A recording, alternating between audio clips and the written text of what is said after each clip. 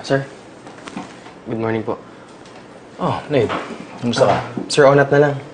Yun naman po yung totoo kong pangalan eh. Onat, okay. Kamusta po si Cheska? She's doing fine. She's going to be better. According to the doctors. Mabuti ko kung ganun. Sir. Pasensya ko kung hindi ko nasabi sa inyo sa amin siya tumuloy ha. Okay lang. Alam ko namang decision ng anak ko yan. Sir, kahit na ho. Dapat sinabi ko pa rin sa inyo. Iwas sana sa gulo. Di sana nangyari to.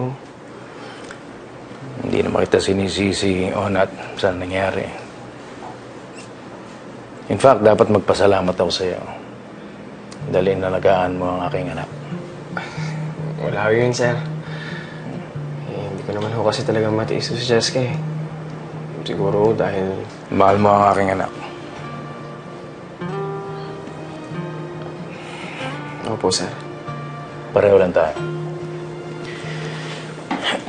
Pero bilang ama ni Cheska, ito ang sasabihin ko sa'yo. Oras na sinaktan mo anak ko, patay ka sa akin, ha? Ganun lang yan. Okay. Opo. Alis ako, meron akong pupuntahan. At parating na rin si Mama, may dalang pagkain. Sige po, sir.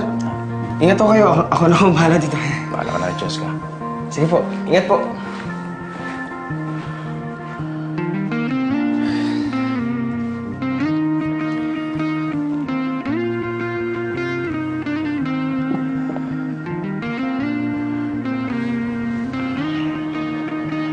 Gusto ko na, Cheska. Gumising ka naman, oh. Alam mo, di ba nang magalit ka sa akin? Basta gumising ka lang, please.